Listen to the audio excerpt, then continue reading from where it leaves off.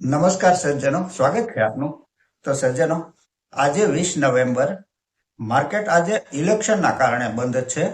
આવતીકાલથી માર્કેટ ગુરુ શુક્ર 2 દિવસ રાબેતા મુજબ ચાલશે. ચર્ચાની શરૂઆત આપણે ગઈકાલની માર્કેટની પરિસ્થિતિથી કરવી છે. આપણે જાણીએ છીએ કે માર્કેટ ગેપ અપ ઓપન થયું અને સતત ઉપર તરફ આગળ વધી રહ્યું હતું અને એક પોઝિટિવ માહોલ હતો. સરસ રીતે માર્કેટ ચાલી રહ્યું હતું ગઈકાલે. નિફ્ટી ઇન્ડેક્સ તો લગભગ 1.25% ઉપર ગયો હશે, પરંતુ અમુક સારા ફંડામેન્ટલ વાળા સ્ટોક તો એવા હતા જે અમુક સમયથી દબાયેલા હતા અને વધવા માટે થનગની રહ્યા હતા. પોતાની અંદર એક લાવા સળગતો હતો અને વધવા માટે યોગ્ય સમયની રાહમાં હતા. તેવા સ્ટોક દબાયેલી સ્પ્રિંગની જેમ ઉછળ્યા.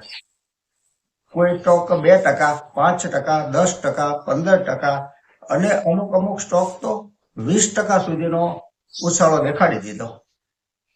અને બધું જ જ્યારે બરાબર ચાલતું હતું તેવા સમયે વિદેશની ધરતી ઉપરથી એક નેગેટિવ ન્યૂઝ આવ્યા અને આ એક અતિ સેન્સિટિવ ફિલ્ડ ઉપર આ નેગેટિવ ન્યૂઝની જોરદાર અસર દેખાણી. અને મામલો નાણાકીય બાબતનો છે. રૂપિયાની સાથે સંવેદના જોડાયેલી હોય, સ્વાભાવિક છે. પ્રોફિટ બુકિંગ આવે અને બન્યું પણ એવું જ કે પહેલા રોકડા ઘર ભેગા કરીએ, પછી નિરાતે વિચારશું વાળી નીતિ અપનાવી.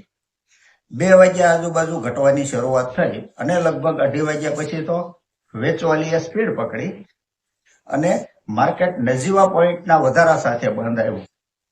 હવે આ બધી જે પ્રક્રિયા દિવસ દરમિયાન ચાલી તેમાં માર્કેટે એક સંકેત તો આપી દીધો છે કે માર્કેટમાં એક ધગધગતો લાવા સળગી જ રહ્યો છે અને ગમે ત્યારે બ્લાસ્ટ થઈ શકે છે. અને જ્યારે બ્લાસ્ટ થશે ત્યારે જોવાવાળા જોતા રહી જશે અને સ્ટોકના ભાવ ઉપર જતા રહેશે. હવે વાત કરીએ જે વિદેશની ધરતી ઉપરથી નેગેટિવ ન્યૂઝ આવ્યા તેની. તો ન્યૂઝ આવ્યા રશિયાથી. યુક્રેન સાથે જે રશિયાનું યુદ્ધ ચાલી રહ્યું છે તેના અનુસંધાને આ ન્યૂઝ હતા. હવે રશિયા યુક્રેનનું યુદ્ધ તો કાંઈ આજકાલનું નથી ચાલતું, લાંબા સમયથી ચાલે છે. પરંતુ આમાં મામલો અહમ અને અહંકારનો છે, સાયકોલોજીનો છે.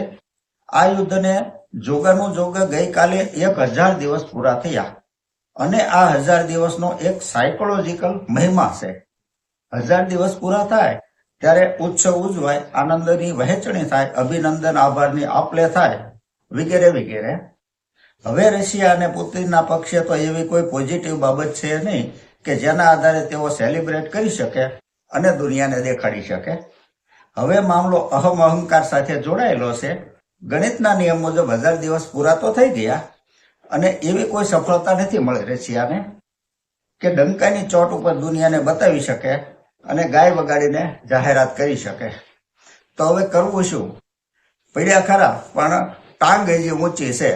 સિચ્યુએશન એના જેવી સર્જાણી રશિયા માટે. અને 1000 દિવસની કંઈક તો કોમેન્ટ કરવી જ પડે ને. પછી તો ખણખોદ કરીને ગોતી કાઢ્યું કે યુક્રેન અમેરિકન બનાવટના શસ્ત્રો વાપરે છે અને અમે અણુબોમ્બ માટે નિયમ બદલશું વાળી જાહેરાત જેવી વાત કરી દીધી રશિયાએ. સમાચાર વાયુ વેગે પ્રસરી ગયા અને ટાઈમિંગ એવું હતું કે આપણું માર્કેટ બરાબર ડેઇલી પીક ઉપર હતું.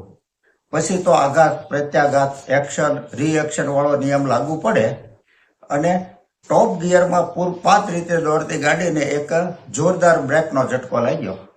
પરંતુ એક વાતની સાબિતી મળી ગઈ કે ભારતીય શેર બજારને એક વૈશ્વિક પોઝિટિવ ઇશારો કાફી છે. સજ્જનો, આપને જો આ ચર્ચા પસંદ આવી હોય તો લાઈક અને સબસ્ક્રાઇબ જરૂરથી કરજો. આ ચર્ચા પૂરી કરીએ છીએ. નમસ્કાર.